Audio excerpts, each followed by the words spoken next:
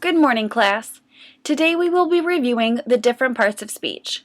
You will need to be able to identify all 9 parts of speech we have discussed and know what function they serve in order to do today's assignment. We will be revisiting the following 9 parts of speech: verbs, nouns, pronouns, adjectives, adverbs, prepositions, conjunctions, interjections, and articles. Since we have already covered these in detail, I will just be giving a basic definition and common tips for identifying their place in a sentence. Just a reminder, these are only tips and not strict rules. Our main focus today is why it is important to know the different parts of speech and in which context you should follow the rules of grammar. As part of your assignment, you will need to decide whether and when it is okay to stray from the grammatical rules. Keep in mind that there is a significant difference in the way we speak as opposed to the way we write, depending on what you're writing.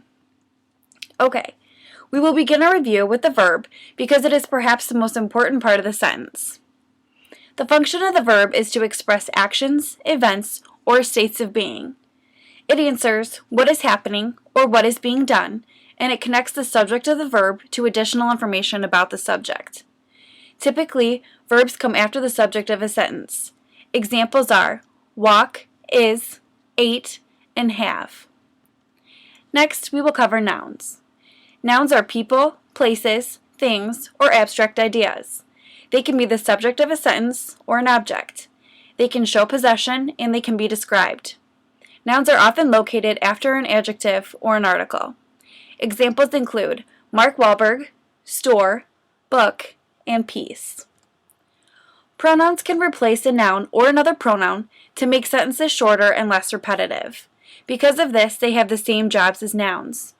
Words such as I, you, they, us, and him are pronouns.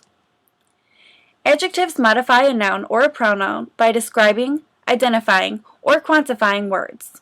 Adjectives usually precede the noun or the pronoun which it modifies. Adjectives can be anything from beautiful to yellow to expensive to American to hot. Adverbs can be one of the more tricky parts of speech to identify. They can modify a verb, adjective, another adverb, a phrase, or a clause. They indicate manner, time, place, cause, or degree, and tell when, where, why, or under what conditions something happens or has happened. Often adverbs end in ly, but don't just assume that because a word ends in ly, it is an adverb. For instance, in the sentence, her weekly newspaper arrived a day late, weekly is an adjective describing the frequency of the newspaper. It is not an adverb. Words like quickly, finally, however, and instead can be used as adverbs. Prepositions are used to link nouns, pronouns, and phrases to other words in a sentence. They are often found before a noun, after a verb, or at the beginning of a sentence. Prepositions include words like about, at, below, from, in, and with. Conjunctions link words, phrases, and clauses. They introduce a dependent clause and indicate the nature of the relationship among the independent clause and the dependent clause. Because they are used to link other words, they are frequently located between nouns. However, they can be found at the beginning of sentences. The most common conjunctions are and, but, or, nor, for, and yet. Interjections are a more informal part of speech.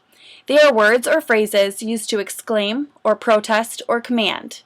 Interjections can stand alone as their own sentence, and if not, are often followed by a comma or some other form of punctuation. Examples include oh, hey, or The final part of speech we will be covering are articles. An article is a word that combines with a noun to indicate the type of reference being made by the noun. They are found before nouns or adjectives and always give some information about a noun. There are only a few articles in the English language. They are a, an, and the. Well, this wraps up our review of the 9 different parts of speech. Now we will get ready for our in-class activity that will help prepare you for your homework assignment. When I am done giving the instructions, you can get into your groups.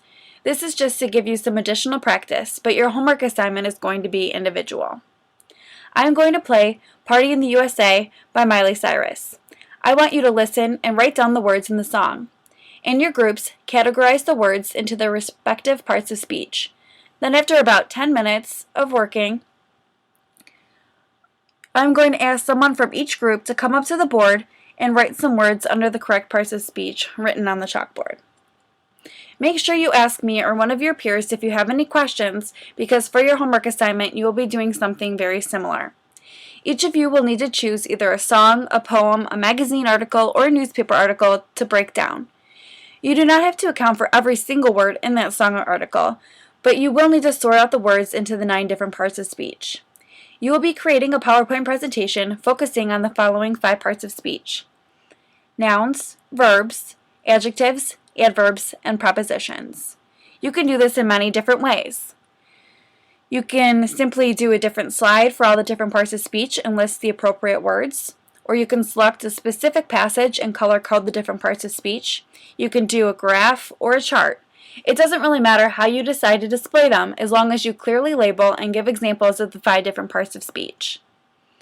While listening to Party in the USA and when doing your homework assignment, pay attention to how the sentences are constructed. Think about whether or not the author follows grammatical rules. Why do you think the author expresses themselves this way? Do they use fragments? Does it make sense to do so? What kind of words do they use? Your final PowerPoint slide should include answers or thoughts about some of these questions. This assignment is meant to be fun, but also make you think. Keep this in mind. What voice do I use to be heard?